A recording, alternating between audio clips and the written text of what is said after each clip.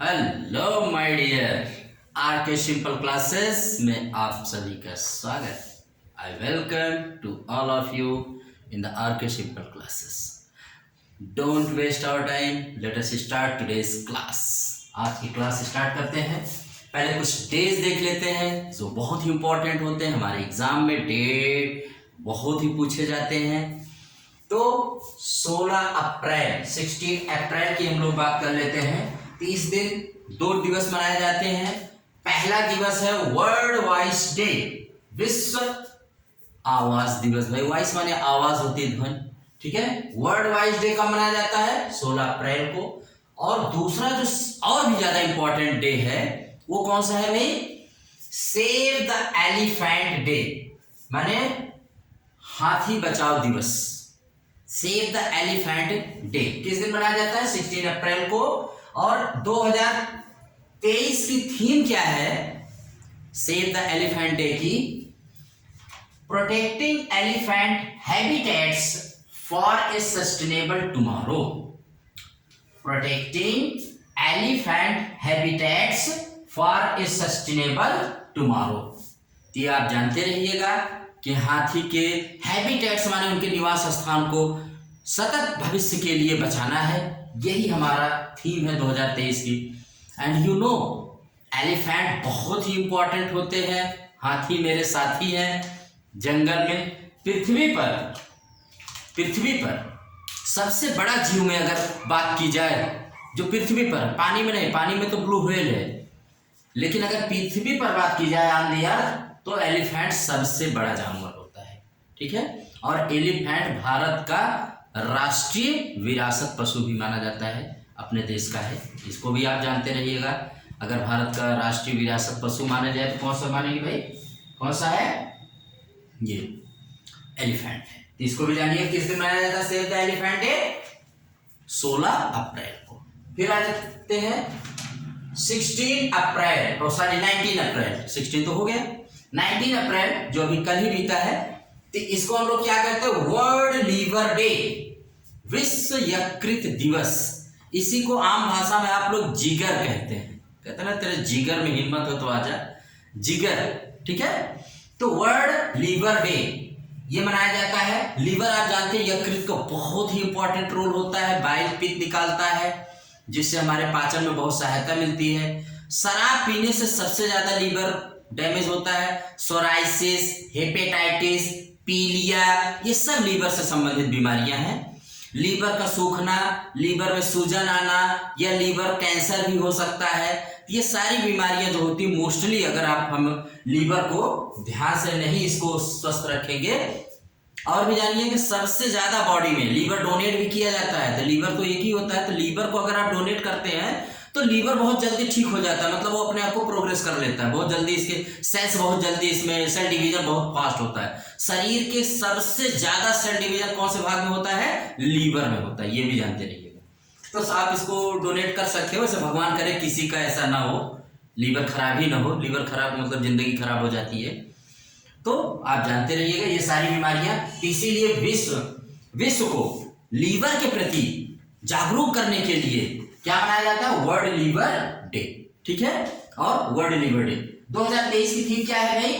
B vigilant, do regular checkup, fatty liver can affect anyone. थोड़ा बड़ा है, एक बार फिर से पढ़ देते हैं। Be vigilant, do regular checkup, fatty liver can affect anyone. कि माने आप रेगुलर इसका चेकअप करवाते रहिए। फैटी लीवर जो होता है वह किसी को भी प्रभावित कर सकता है। ये हो गया डेज में, ये सारी चीजें हो गई भाई आपकी डेज की आज तक। अब जब आएगा तो देखा जाएगा। अब एक जो अभी प्रोग्राम हुआ है सौराष्ट्र तमिल संगमम, कहाँ हुआ? तो गुजरात में हुआ है। गुजरात के गिर सोमनाथ जिले में हुआ है। इसका मुख्य अतिथि इसमें कौन थे? तो श्री राजनाथ सिंह, जो हमारे देश के रक्षा मंत्री हैं, और आपके लखनऊ से वो एमपी हैं। ये भी जानिएगा, पूछे जाते हैं सबके कि कहाँ से एमपी हैं, तो लखनऊ से लोकसभा के सदस्य हैं, जहां से कभी अटल बिहारी वाजपेयी जी क्या होते थे? लोकसभा एमपी रहते थे। तो वहीं से ये भी है, और इस समय देश के रक्षा मंत्री है, ठीक है। तीनों सेनाओं के रक्षा मंत्री यही होते हैं, और तटीय रक्षा बल जो होता है उसका। G20 कभी कभार ये भी पूछा है सौराष्ट्र कहाँ है, तो सौराष्ट्र गुजरात का ही एक भाग है, ठीक है, जानते हैं। सौराष्ट्र, कच्छ, ये सब गुजरात के ही भाग है। गुजरात की राजधानी कौन सा है? गांधीनगर है। पहले अहमदाबाद हुआ करती थी, अब गांधीनगर है। G20 दूसरी हेल्थ वर्किंग ग्रुप की मीटिंग कहाँ हुई भाई? तो गोवा में हुई। G20 की दूसरी हेल्थ वर्किंग ग्रुप की मीटिंग कहाँ हुई? गोवा में। और गोवा में एक प्रोग्राम और हुआ, उसको भी इसी वक्त नोट कर लीजिए। डिजिटल हेल्थ 2023 का आयोजन, very very super important. Digital health 2023 का आयोजन कहाँ हुआ? गोवा में हुआ है, जिसकी थीम है 2023 की building one health together improving health equity. Building one health together improving health equity, ये किसका? डिजिटल हेल्थ 2023 का थीम है। कहाँ हुआ है प्रोग्राम? तो गोवा में। गोवा एक भारत का सबसे छोटा राज्य है एरिया में, क्षेत्रफल में। किसके बीच में है भाई? ये ऊपर महाराष्ट्र है, नीचे कर्नाटका, दोनों के बीच में छोटा सा smallest state of India is Goa, ठीक है।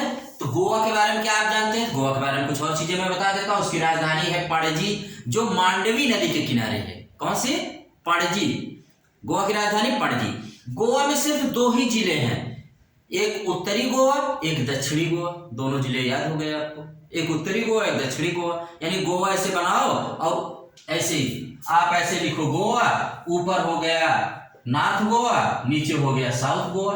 यही दो वहां की क्या है भाई? 2 जिले हैं।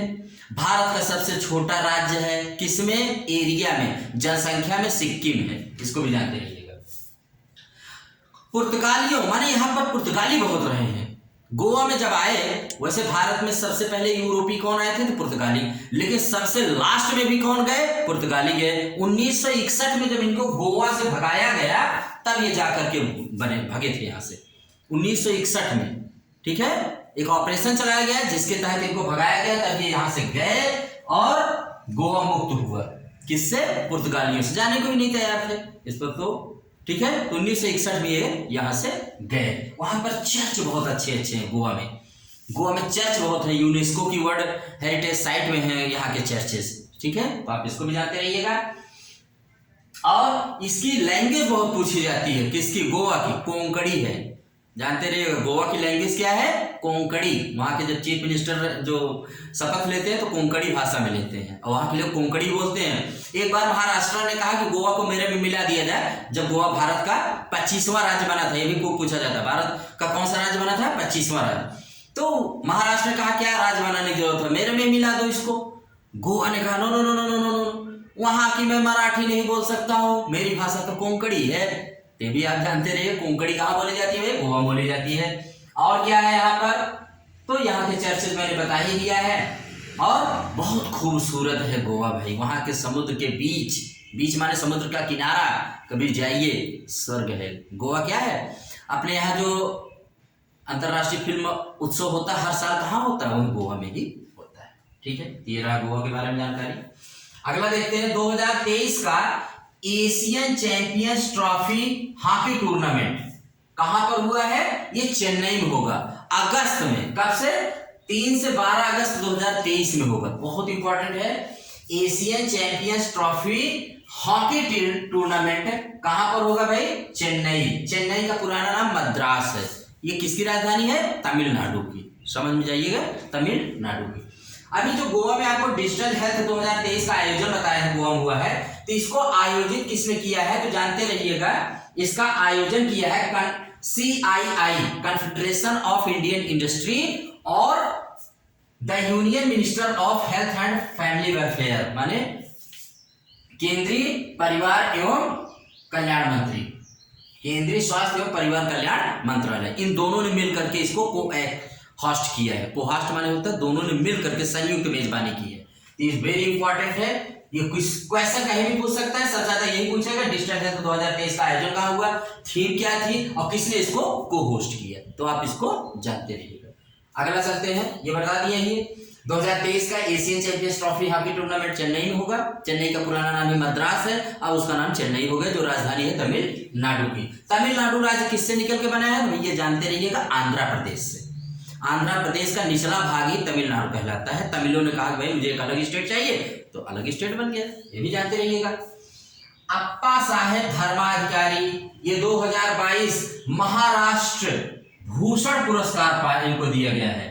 2022 का महाराष्ट्र भूषण पुरस्कार किसको दिया गया, अप्पा साहब धर्माधिकारी को। किसने दिया है, तो हमारे देश के होम मिनिस्टर श्री अमित शाह जी ने दिया है। रायगढ़ महाराष्ट्र में उनको ये सम्मान दिया गया। तो ये भी आप रिमेंबर रखिएगा इसको एकदम से। और जो हमारे अमित शाह जी हैं, कहां से एमपी हैं, तो गांधीनगर। गांधीनगर किसकी राजधानी है, गुजरात की, जहां से कभी श्री लाल कृष्ण आडवाणी जी एमपी हुआ करते थे। इनके पास 2 मंत्रालय है, एक सहकारिता मंत्रालय है और दूसरा भाई देश के गृह मंत्री, तो भाई ये तो आप जानते रहते हैं।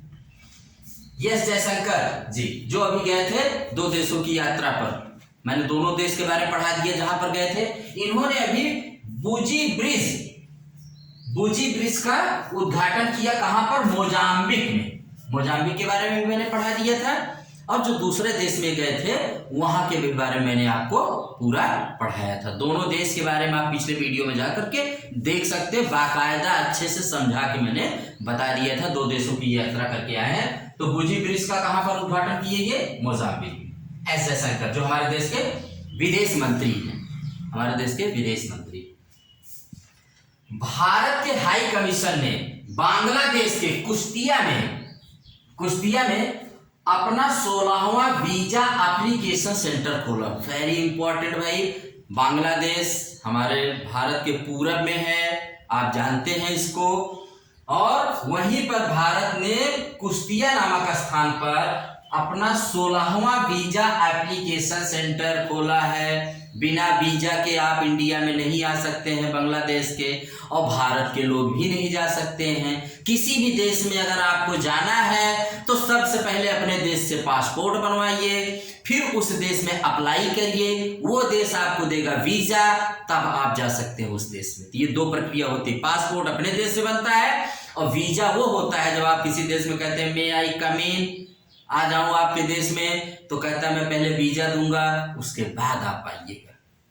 तो भारत ने अपना कहां से भाई 16वां वीजा एप्लीकेशन सेंटर बांग्लादेश के कुश्तिया में। बांग्लादेश जिसे पहले पूर्वी पाकिस्तान कहते थे, उसकी राजधानी ढाका है, उसकी मुद्रा टका है। और जानते रहिएगा ये पहले भारत का ही हिस्सा था। 1971 में इसे एक नया देश बना दिया गया, बांग्लादेश। भारत की बहुत मदद की थी, स्पेशली इंदिरा गांधी जी ने इसकी बहुत मदद किया। पहले इसे पूर्वी पाकिस्तान कहते थे, आज एक ही पाकिस्तान बचा है, पहले 2 पाकिस्तान होते थे, पूर्वी पाकिस्तान, पश्चिमी पाकिस्तान। जो पूर्वी पाकिस्तान था 1947 में, वही 1971 में जाके बांग्लादेश बन गया। इसको भी याद रखिएगा, ठीक।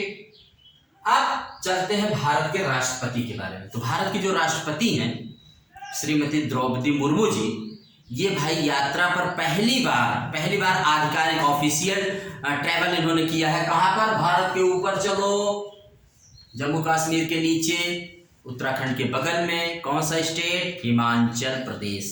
आपसे क्वेश्चन पूछे हिमाचल प्रदेश किस राज्य से अलग होकर बना है, तो जानते रहिए पंजाब से।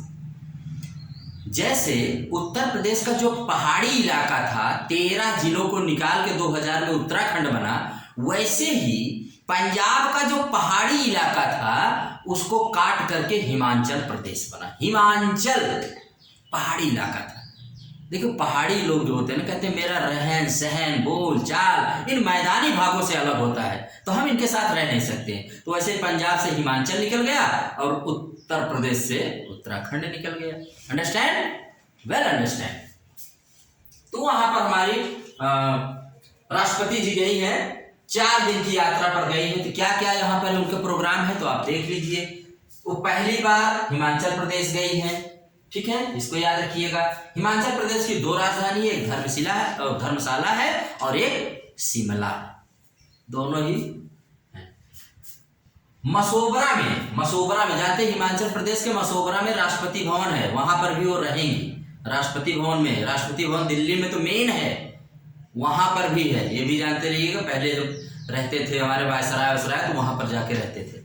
तो मसोबरा जानते रहिएगा, मसोबरा में राष्ट्रपति भवन में घर में वो वहां पर रहेंगी और वहीं पर मसोबरा में ट्यूलिप गार्डन का उद्घाटन करेंगे। ट्यूलिप, वैसे ट्यूलिप का सबसे बड़ा गार्डन एशिया में कहाँ है भाई? तो जम्मू कश्मीर में, श्रीनगर में। उसका भी उद्घाटन हुआ था, अभी मैंने आपको बताया पिछले वीडियो में।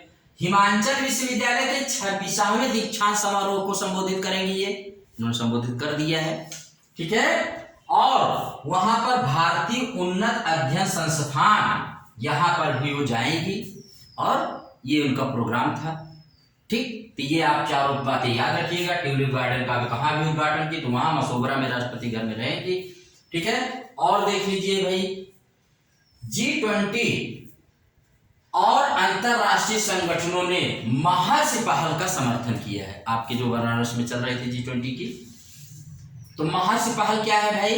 ये महर्षि पहल है मतलब मोटा अनाज और अन्य प्राचीन खाद्यान्न अंतरराष्ट्रीय अनुसंधान। मोटा अनाज और अन्य प्राचीन खाद्यान्न अंतरराष्ट्रीय अनुसंधान पहल है महर्षि। इसका सब विश्व के G20 और बहुत सारे अंतरराष्ट्रीय संगठनों ने भारत की इस महर्षि पहल का बड़ा अच्छा स्वागत किया है। इसको भी आप याद रखिएगा। This is also very important for you all, ठीक है।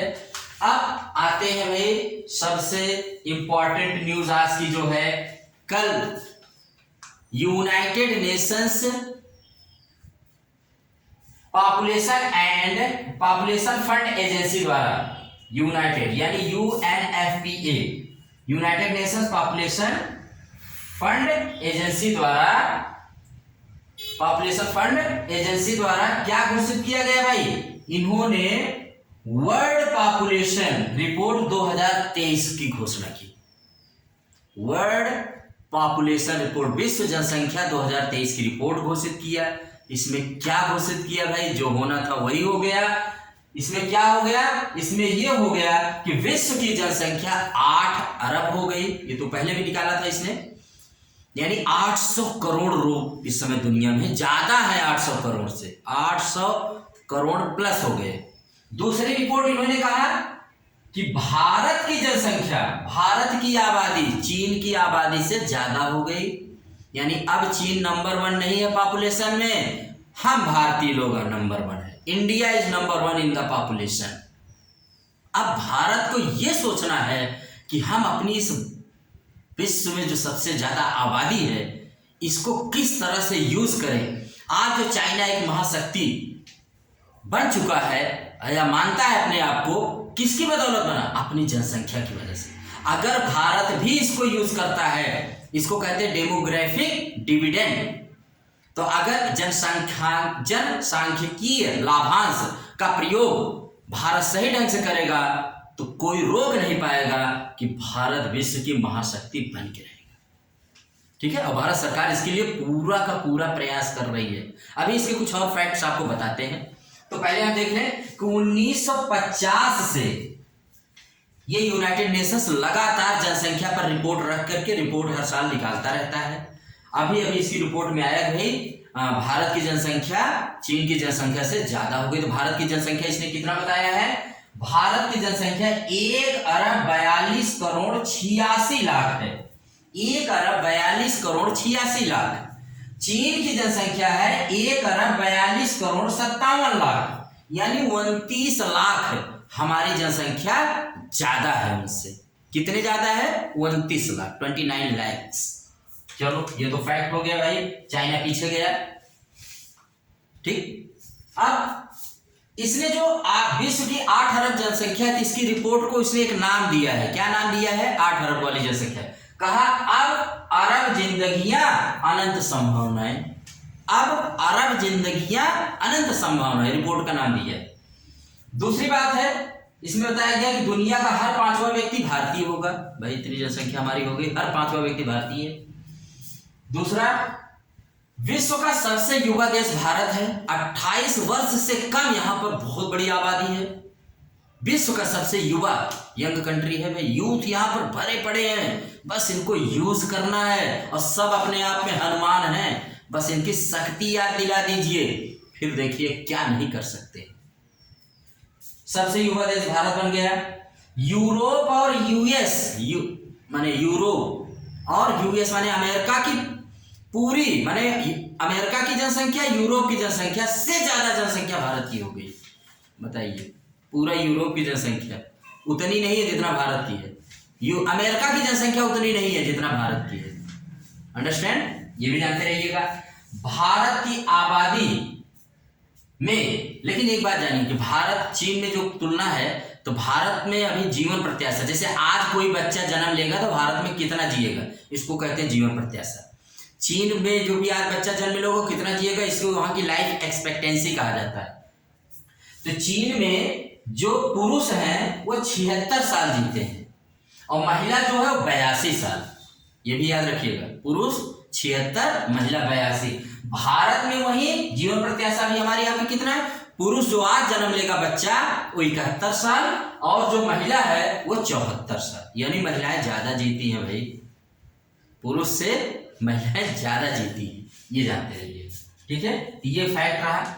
अभी चीन ने बयान दिया है, वहां के विदेश मंत्रालय ने, कि जनसंख्या ज्यादा होने से कोई फर्क नहीं पड़ता है। मतलब उसको लग रहा है कि भारत तो महाशक्ति बनेगा ही, अब तो नो डाउट यार बन के ही रहेगा।